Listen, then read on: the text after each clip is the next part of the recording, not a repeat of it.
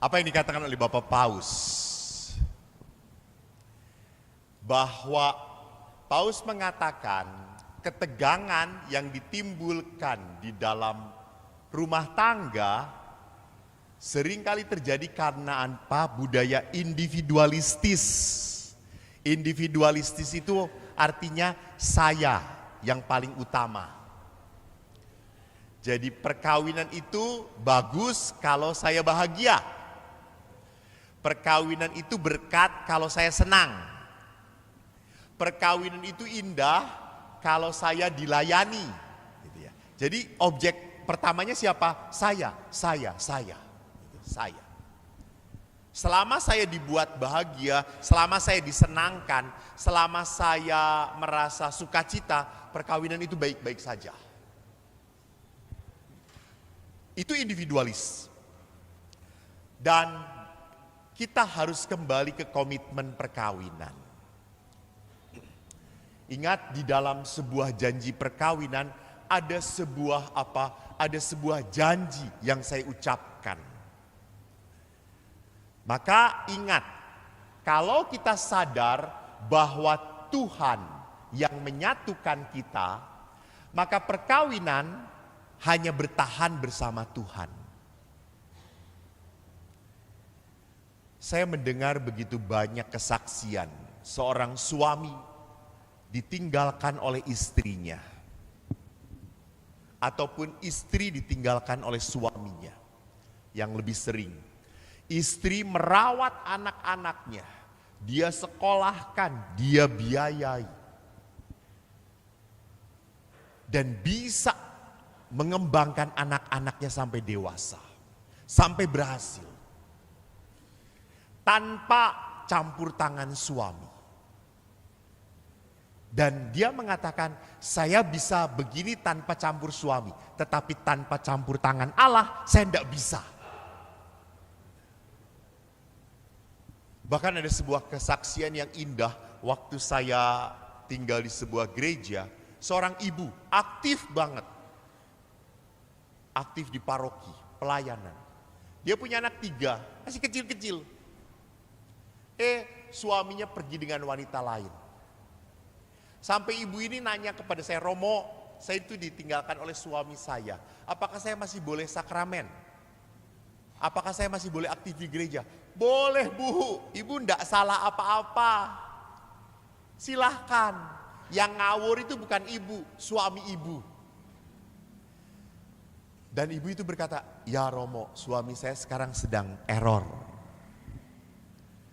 Tapi bagaimanapun saya tetap mencintai dia. Dia pergi dengan wanita lain.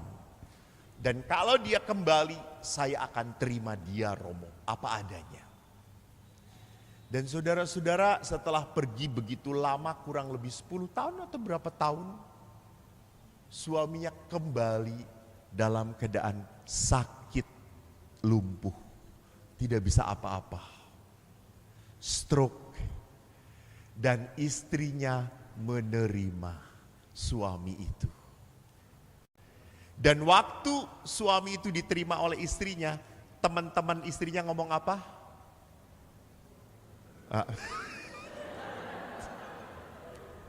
Romo dengar mereka ngomong goblok. Itu wanita goblok. Saya pikir Pamekasan ini penuh cinta kasih. Penuh pengampunan. Ya enggak ya. Betul. Hampir banyak teman-teman yang ngomong kamu perempuan goblok, tolol. Pria kayak gitu, aneh-aneh, masih kamu terima. Tapi ingat, Yesus pernah berkata, apa yang bodoh di mata dunia, mulia di mata Tuhan. Dan istri ini hebatnya apa? Terus melayani suaminya. Sampai 1 tahun meninggal suaminya. Di dalam perawatan istri. Dalam perawatan istri. Saya pernah tanya pada istrinya, ibu itu setiap hari memberi cinta apa racun? Tidak, saya mencintai dia Romo. Saya rawat Romo.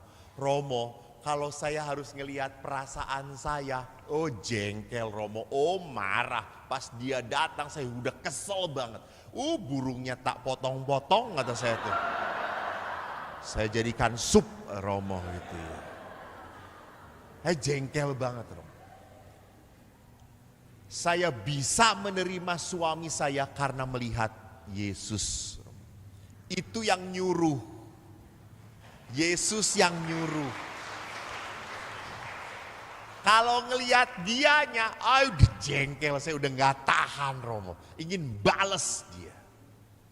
Maka beberapa wanita juga kalau memberi kesaksian, Romo, dia pergi dengan wanita, satu wanita. Emangnya saya gak bisa? Saya bisa dengan satu bus pria, kata dia itu.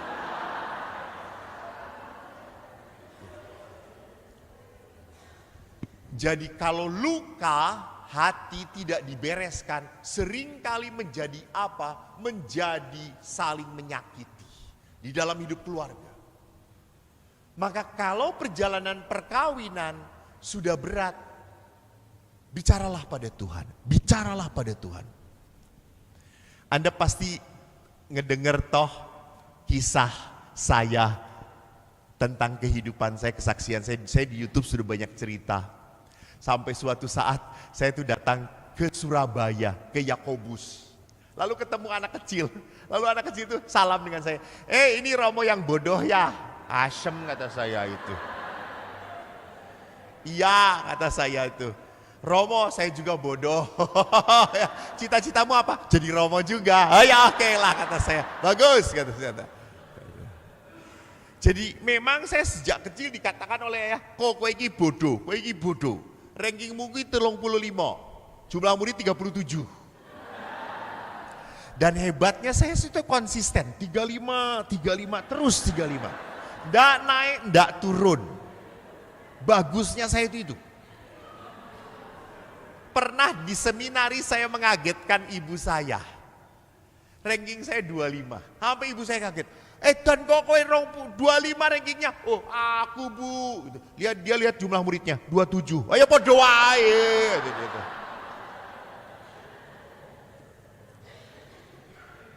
Saya beda dengan 3 adik saya.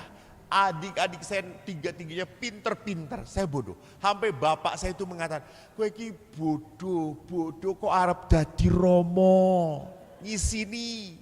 Utek mungkin yang dengkul. Gitu ya. Jadi saya sangat percaya kata-kata ayah. Otak saya didengkul. Maka saya kalau ditanya lama menjawabnya. Karena jalannya jauh. Kadang-kadang tersesat salah jawab gitu ya. Kan saya pernah kan kalau di seminari kan sering pertandingan antar angkatan toh sepak bola. Saya jadi kiper. Ditembak kenceng pas penalti, kena kepala saya bolanya. Saya masuk gawang, bolanya keluar. Semuanya senang karena kita juara. Dan saya masuk rumah sakit. Lalu dokternya itu diceritain, ini kenapa ini sampai semaput gitu. Dokter dia ditendang kena bola kenceng banget gitu ya. Dokter itu periksa, loh kamu kok hebat, ndak geger otak ya? Ndak mungkin dokter otakku neng kene kok atas saya itu, ndak mungkin geger otak atas saya.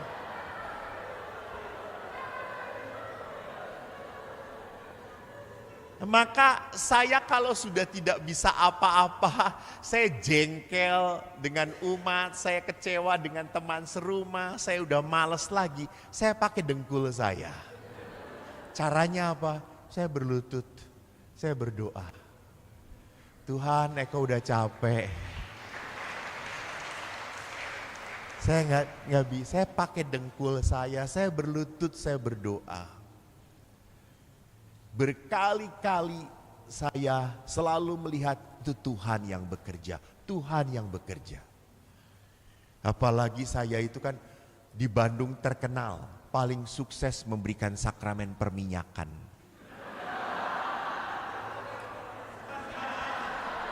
Mau dicoba?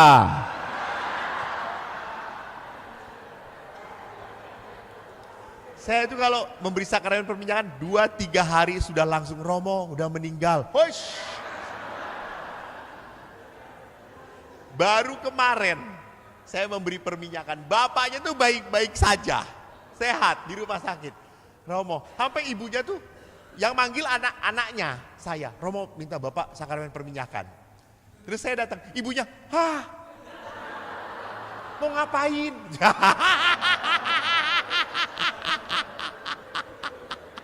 Kata saya, perminyakan. Siapa yang nyuruh? Itu anak ibu saya tuh. Tapi si bapaknya itu sukacita. Romo datang. Romo doakan. Saya beri sakramen perminyakan. Saya percaya pada kuasa Yesus Romo. Terima kasih Romo. Saya beri perminyakan. Bapak itu bisa ngobrol sehat. 2 hari meninggal saudara-saudara. Sampai saudaranya itu diberitahu sebelum meninggal diberitahu. Udah perminyakan. Udah sama siapa? Romo Eko. Allah tinggal tunggu waktu.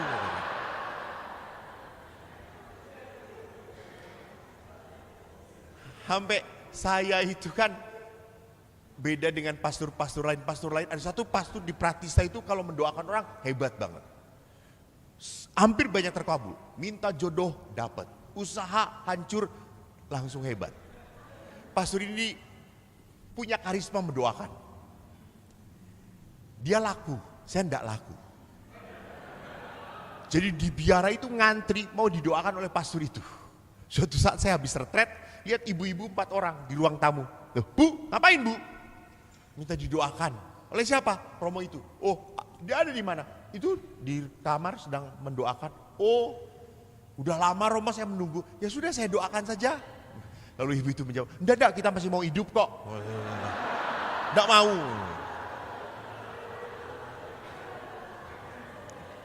Lalu kan saya kan berdoa kepada Tuhan, Tuhan tolonglah gitu ya. Tolong saya itu jangan mendoakan meninggal. Saya juga pastor Tuhan, berikan kekuatan supaya saya juga bisa didoakan sembuh. Berikan Tuhan. Saya diberi karisma seperti itu juga bisa mendoakan orang. Setelah saya berdoa, murid saya datang ke biara. Romo tolong doakan Oma. Oh siap, kata saya itu. Ini Tuhan mau memberi tanda pada saya gitu ya. Dibawa saya ke ICU. Omanya itu sudah pakai banyak alat itu ya. Waduh ini sih parah kata saya itu. Tapi kan kalau Tuhan mau bekerja ya betul atau tidak percaya Tuhan itu punya kuasa gitu. Maka saya itu langsung, jarang sekali saya itu langsung. Tak terbatas kuasamu Tuhan, semua dapat kau lakukan. Oma, dalam nama Yesus, aku berkata sembuhlah engkau, sembuh Oma. Tahu-tahu bunyi,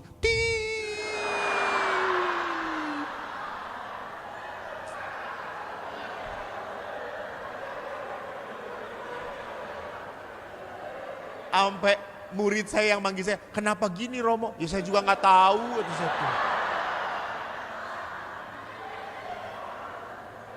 Dan Anda tahu suster saya itu dijemput pakai Alphard, pulangnya Gojek.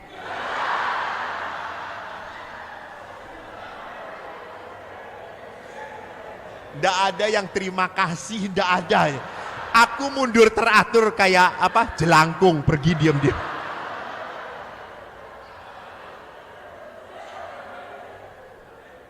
Malu. Sampai saya itu sedih berdoa, Tuhan tolonglah. Jangan permalukan hambamu. Ya kalau meninggal setelah saya pergi sopan sedikitlah Tuhan. Jangan saya ada di situ. Saya berdoa dengan semangat, sembuhlah dalam nama Yesus. Atit kata saya itu.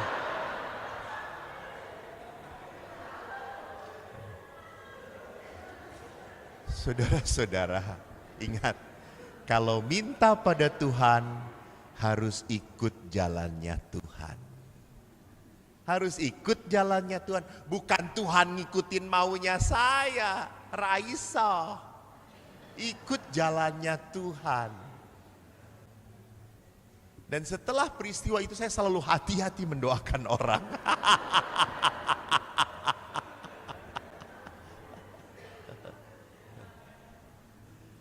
Jadi Bapak Ibu melibatkan Allah itu berarti apa? Saya berani terbuka pada Tuhan.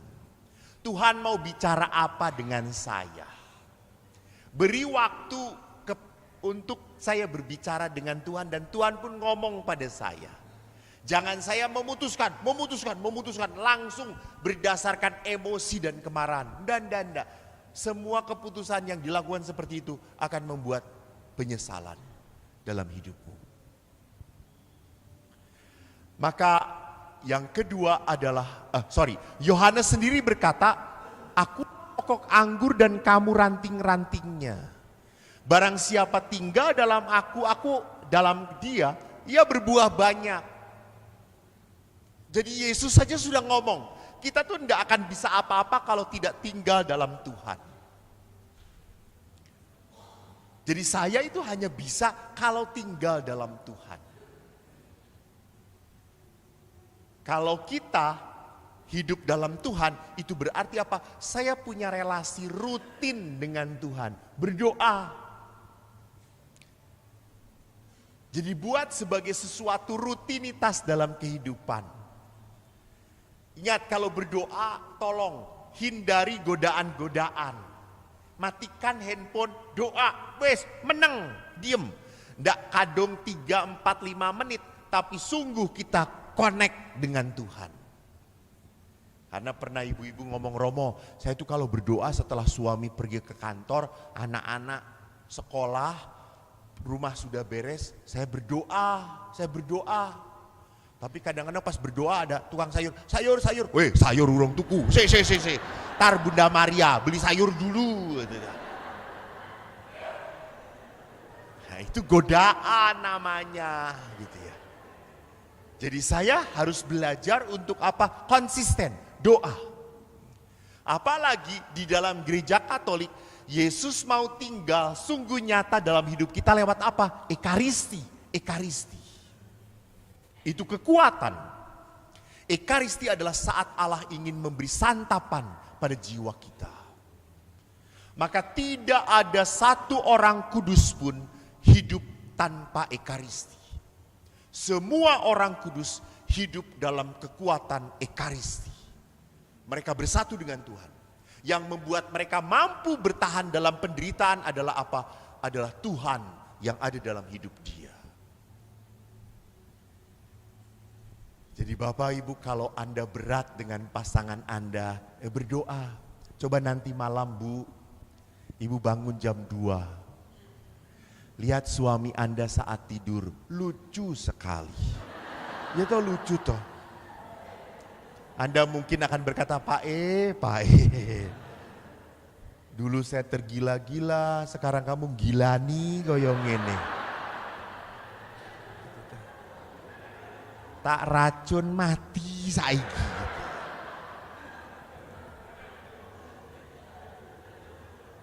Tapi coba Bu, coba bersama Allah. Ibu berkata, Tuhan inilah rahmat terindah. Ibu kecup suami Anda. Saya yakin suami Anda bermimpi bertemu dengan malaikat. Cuma malaikatnya malaikat maut. Bapak Paus, Yohanes Paulus kedua pernah berkata, family that prays together, stay together. Jadi kalau keluarga itu berdoa bersama-sama akan bertahan bersama-sama. Jadi coba tolonglah, kalau Anda marah, jangan marah duluan, berdoa. Saya juga ngomong kepada anak-anak di rumah retret, Romo, kalau ngedengerin mama cerewet ngomel terus apa yang harus saya lakukan? Salam Maria. Salam Maria. Jadi mama ngomel, Salam Maria penuh rahmat Tuhan sertamu. Terpujilah engkau di antara wanita.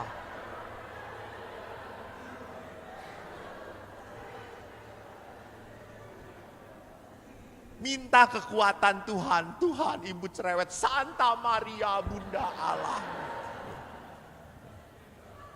Jadi kita tidak mungkin mampu kalau tidak disertai Yesus. Maka kalau Yesus berkata tinggallah di dalam aku, itu berarti apa? Yesus pertama-tama ingin bertindak di dalam diri kita.